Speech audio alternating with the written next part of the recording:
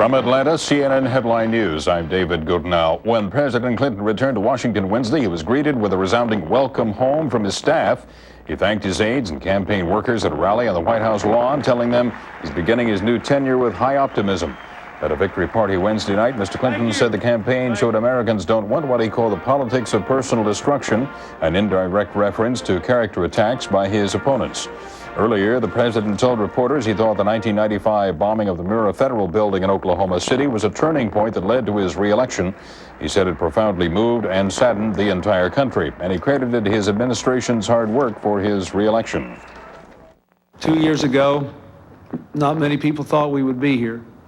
But I believe if we just kept doing the right things, kept trying to do them in the right way, and kept working hard, and refused to be distracted by the things which dominate too much of our public life today, in the end, the American people would render the right judgment. I am profoundly grateful for what they did last night, and very, very grateful to all of you for making it possible. Thank you, and God bless you. While Mr. Clinton savors his victory, members of his administration may be packing their bags. Several cabinet members are expected to resign, including Secretary of State Warren Christopher, Defense Secretary William Perry, Commerce Secretary Mickey Cantor, Energy Secretary Hazel O'Leary, and Transportation Secretary Federico Pena. Perry's image was tarnished slightly after a bomb killed 19 U.S. airmen in Saudi Arabia last summer, but he helped clear the way for peace in Bosnia and is widely respected by military chiefs and legislators. O'Leary has been criticized for extravagant travel expenses. She's been lauded for declassifying documents on Cold War-era atomic testing. Attorney General Janet Reno may be on the way out, too. Christopher, who is said to be just plain tired, is expected to announce his resignation Thursday or Friday. Steve Hurst looks at the career of the wizened diplomat. Thanks so much. There is still a shaky peace in Bosnia, and Warren Christopher can mark that down as his key achievement during a 4-year roller coaster term as President Clinton's top diplomat. The American people should be proud of their help in achieving this result today. The war in Bosnia has been a challenge not only to our interests but to our values. By our leadership here, we have upheld both. The 71-year-old consummate lawyer and negotiator who shunned the public spotlight whenever he could was the first cabinet domino to fall in the shakeup that began just hours after President Clinton was reelected. You've had a Secretary of State who's been a classic lawyer diplomat of the school of many of his predecessors, and I think the fact that Warren Christopher is such a good negotiator has had no little to do with all this. Christopher leaves office with deep frustration over the Middle East, where he sought mightily to broker comprehensive peace between Israel and her Arab neighbors. And even in brokering Bosnian peace, Christopher played the elder statesman to the bold and noisy Richard Holbrooke, who actually did the horse trading that brought the deal to life. Every bullet not fired, every grave not dug is a testament to the service rendered by you. He was prepared to live with extremely strong counselors and people around him. It did not, in the end, disturb him to put our Bosnian negotiations in the hands of someone who plainly was seen as a potential successor. As the White House looks to replace Christopher, a deciding factor is sure to be personality as well as talent. Does a second-term president want a quiet Christopher clone or a bolder character to represent U.S. interests abroad?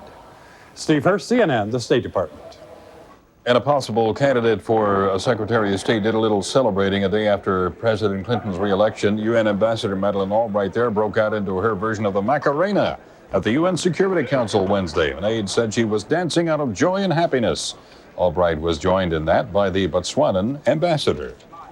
Leaders from around the world are congratulating President Clinton. Japan's prime minister sent him a note, quote, praising him from the bottom, praise from the bottom of my heart. The day after having heart surgery, Russian President Boris Yeltsin sent a telegram to the victorious incumbent. And German Chancellor Helmut Kohl called Mr. Clinton's last 4 years impressive work. Kohl also described the president as a close friend.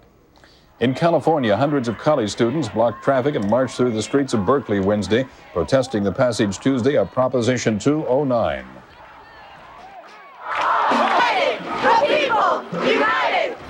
Police say about 500 people took part in the peaceful demonstration. The proposition bars state agencies from giving preferential treatment on the basis of race and sex. Opponents filed suit Wednesday claiming the measure is unconstitutional. Supporters went to court Wednesday to have the measure immediately enforced. Investigators into the crash of ValueJet Flight 592 are hoping to gain some new insights into trying to recreate the fire that caused the accident last May. Susan Candiotti reports. 6 months after ValueJet Flight 592 caught fire, then shattered on impact in the Florida Everglades, NTSB investigators continue to look for a reason why. They are trying to recreate the ValueJet fire.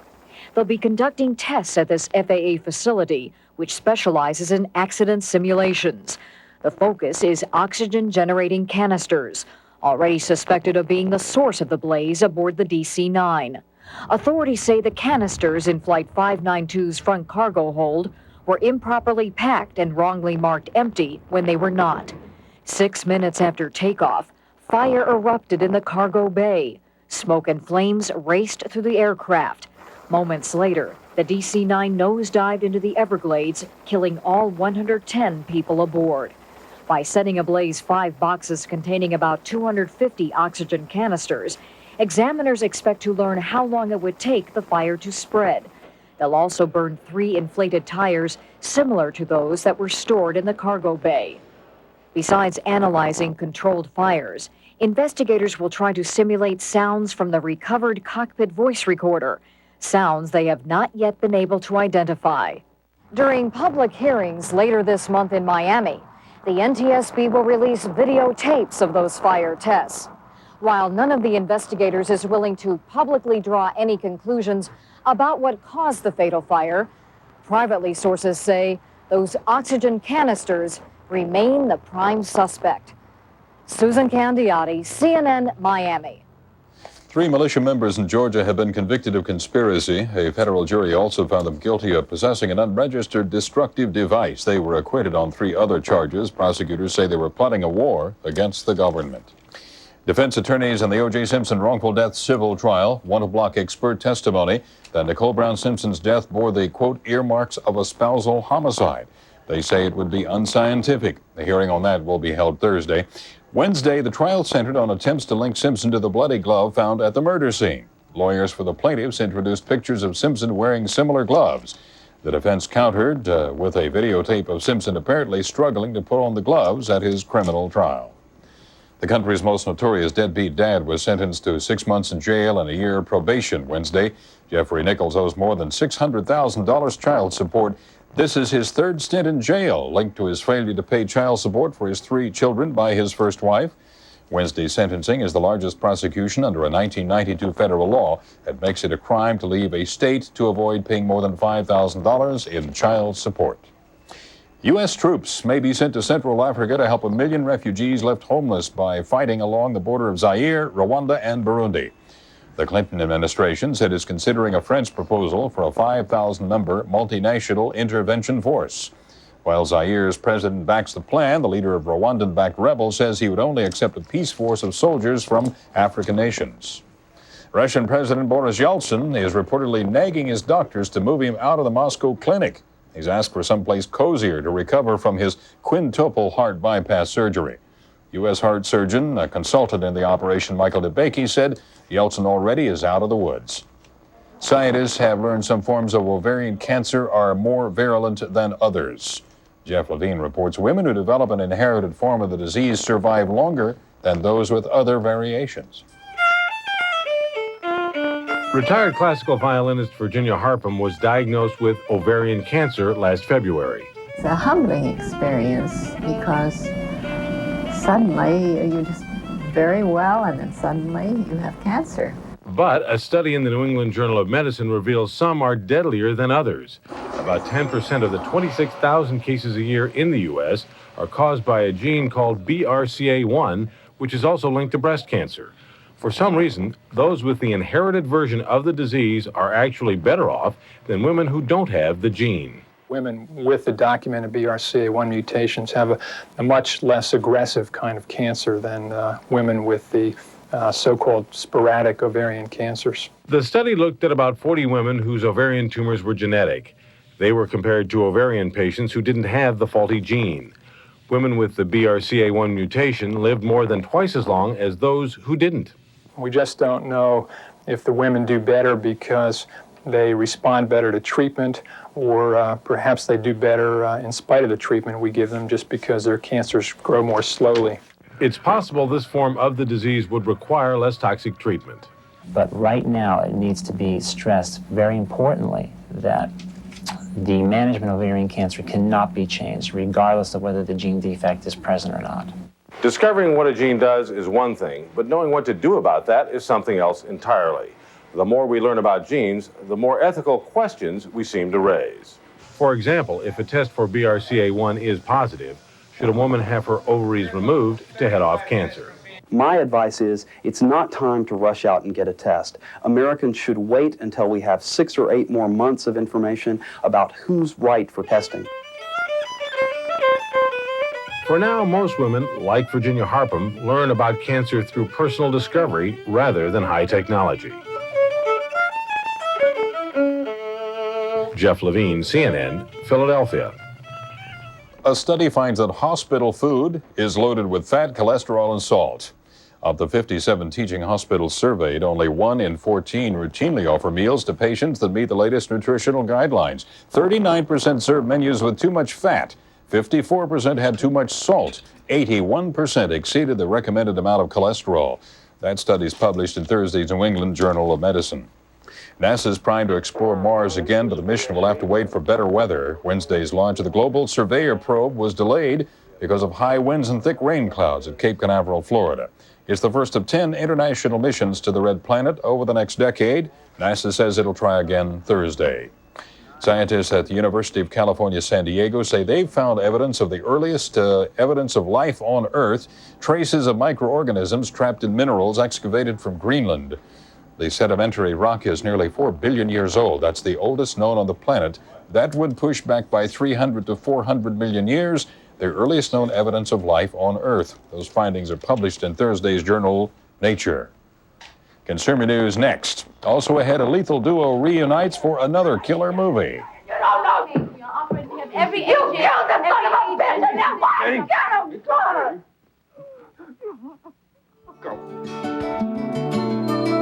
A cold front crossing the middle U.S. will continue to produce rain and may touch off thunderstorms in the south. Snow will continue in the northern Rockies.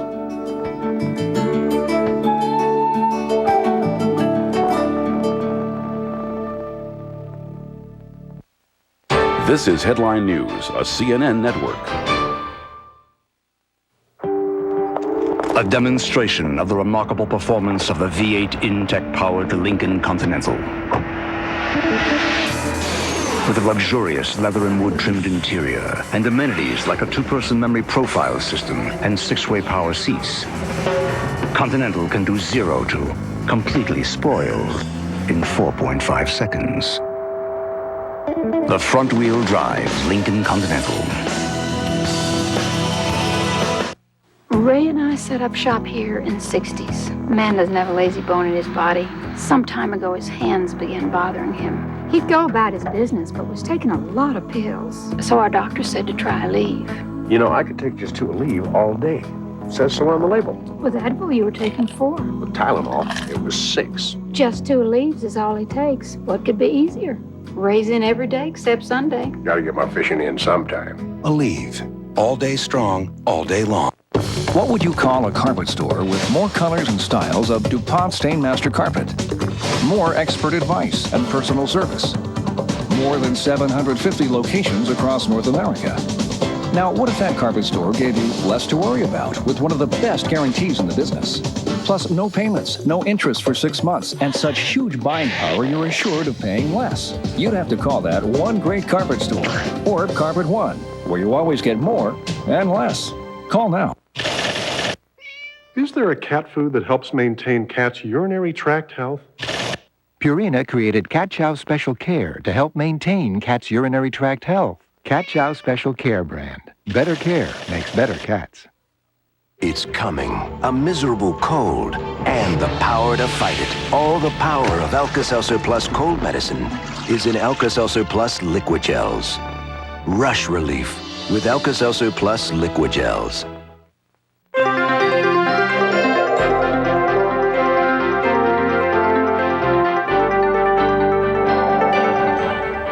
A federal judge in New York has ruled that Time Warner, the new parent company of this network, cannot be forced to air the Fox News channel on its cable systems.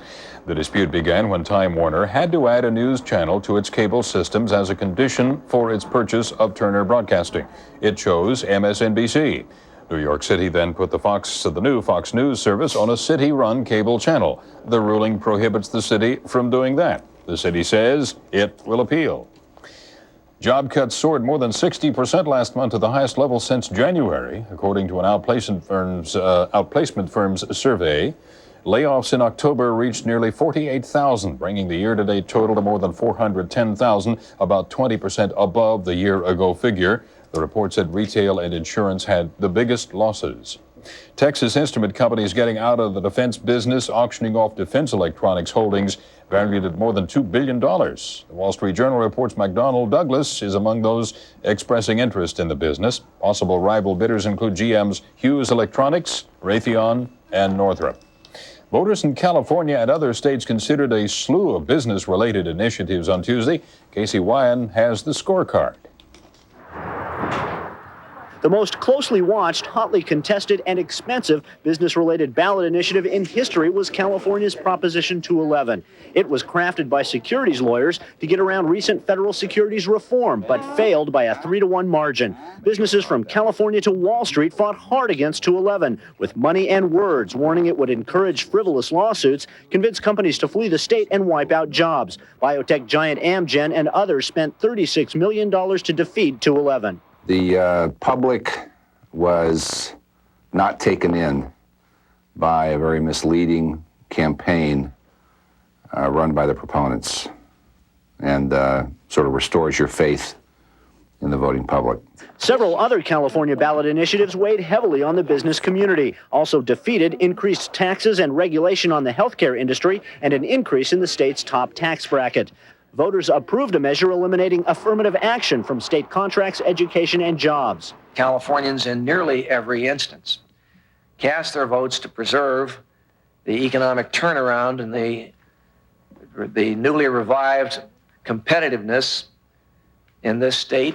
However, a measure opposed by small business, an increase in California's minimum wage to $5.75 an hour, was approved. That makes it the highest minimum wage in the nation. In Florida, voters rejected a tax on sugar growers to pay for environmental cleanup of the Everglades and approved a measure requiring 2/3 voter approval before any new taxes can be implemented. A proposition to ban clear-cutting in Maine forests was defeated.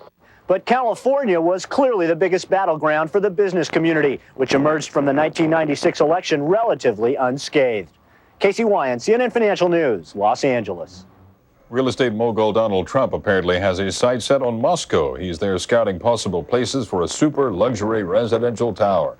Trump told the newspaper the Russian capital has great potential. This would be his first real estate development outside the United States. Wall Street seemed to like Tuesday's election results. The Dow Industrial Average gained 96.5 points Wednesday in very heavy trading to close at another record high of 61.77. Michael Jordan scores 50. Sports next.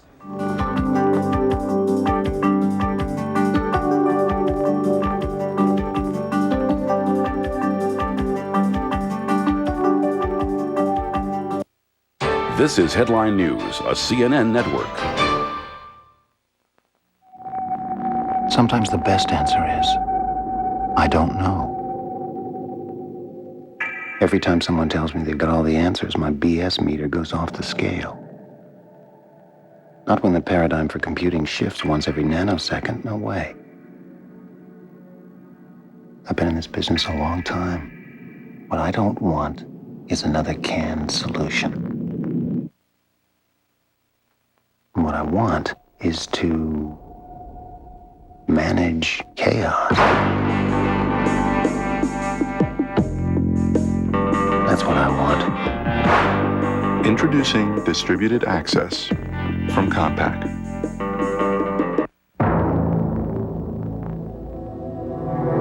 ready to do business on the internet,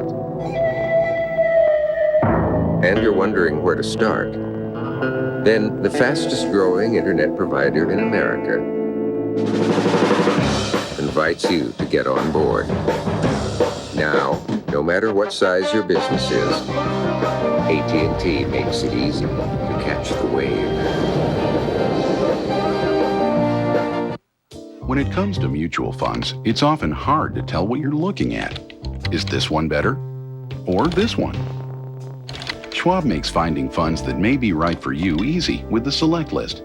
Each quarter, we analyze the more than 350 no-load funds we provide, based on data from Morningstar, to give you a summary of the historically high performers.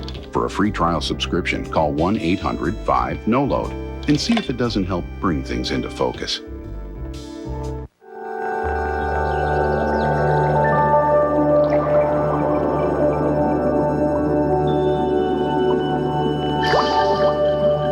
Conchitoro. Taste says it all.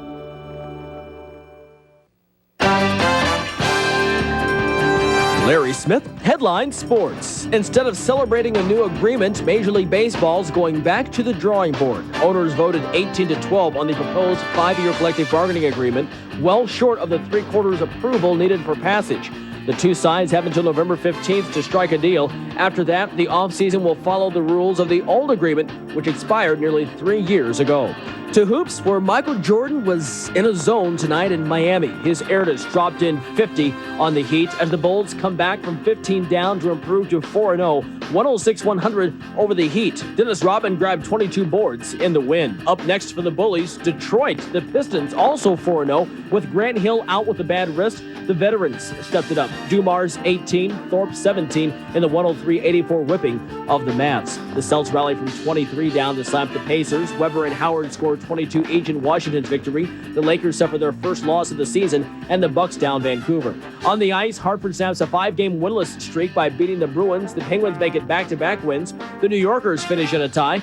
Craig Berube's third period goal lifts the Caps over Tampa, and the Devils' Martin Brodeur's 36 saves shuts out Detroit. Just 19 months after winning the NCAA title, UCLA is searching for a new basketball coach. The Bruins fired Jim Herrick today for an alleged recruiting violation and questions about an expense report. Steve Lavin takes over on an interim basis. Boston College suspended 13 football players for gambling, including 2 players the local district attorney says bet against their school in the loss to Syracuse. Middlesex DA Thomas Riley adds the outcome of the games was not compromised. And 1983 Heisman Trophy winner Mike Rozier is in satisfactory condition after being shot on a street corner near his home in New Jersey. Larry Smith, Headline Sports. This is Headline News, a CNN network. My X-Lax, Mom? I thought you liked Craftal. I did, but they changed it. Well, these pills are the same as always. 3 out of 4 laxative users agree. X-Lax pills provide gentle, dependable overnight relief. Good morning. Sure is. X-Lax, so dependable, it's guaranteed. A sparkling ship on crystal waters is coming. Absolutely gorgeous. It was so much fun. The perfect lobster is coming. Our waiters, they would do anything for us, any time. Perfection is coming. It's like a gift from the captain. Memories are coming. 7 days in Royal Caribbean's Caribbean are coming. You've got some Royal Caribbean coming.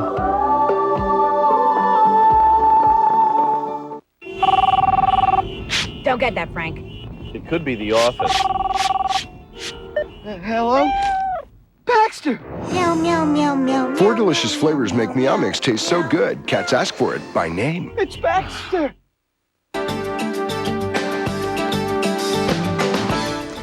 George Clooney and other celebrities may have won a round in their battle with Paramount TV. Last month, Clooney sparked a domino effect when he said he wouldn't grant interviews to Paramount's Hard Copy and Entertainment Tonight after the former aired a segment about his girlfriend. He said that broke a deal he'd made with the company. Now, Paramount says it won't buy any footage from freelance video photographers if it intrudes too far into a star's privacy.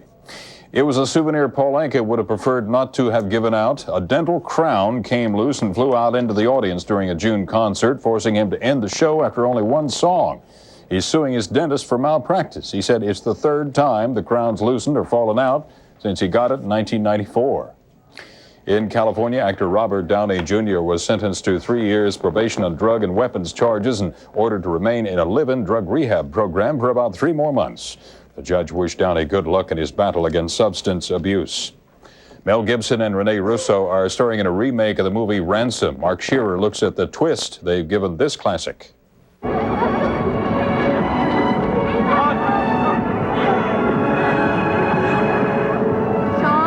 Mel Gibson and Rene Russo are Tom and Kate Mullen, and because they're rich and well-known, someone's kidnapped their son. Sean Mullen, please come to the judge's stand. Ransom was a 1956 Glenn Ford movie, but director Ron Howard's update with a script by Clocker's Richard Price brings to a time-worn genre what Gibson feels is dimension. And what Ron was trying to do was to kind of like look at the whole anatomy of a kidnapping from a lot of different points of view. I don't think we'll ever see Sean again. That's if he's still alive to begin with. Well, now, are you talking about not paying? No, we pay him. If you have children, you have to watch them every second, and not just high-profile figures, and not just for money. They, drive-by shooting, stray bullets, molestation, rape. I mean, it's horrible, and that's that's sort of a reflection, the movie, of the society we live in, and I think it's so sad. Russo, who was paired with Gibson in 1992's Lethal Weapon 3, comes to Ransom from the hit golfing comedy Tin Cup. Hey, who says there aren't any good roles anymore for women of a certain age? You're getting them all. Oh, God, I looked through those scripts long and hard, and I've been so fortunate. I know that Mel really pushed for me for this film. I heard that, and God bless him for it. You killed the son of a bitch, and now I got him! Working up the grief and anguish of a kidnapping victim's parent was a matter, for Gibson at least, of relaxation. It's mainly about breathing anyway. If you can emulate a breath pattern that relates to an emotion, you'll usually find that emotion. You've just revealed a secret, right? For the first It's a time. very technical thing, but it does work. Russo found the going rougher. It was emotionally draining. You can go to those places once or twice a day, but when you have to do it over and over and over and over, it's just grueling. And every day for 3 months. It's not just one emotional scene, So that was hard to stay in that space that long. What's the X factor? What is that? We have a connection! The ransom demands on Mel Gibson and Rene Russo were steep, but worth it, they say. Mark Shearer, CNN Entertainment News, New York. Thanks for joining us. We have more in 2 minutes. I'm David Goodnow, and you're with CNN Headline News.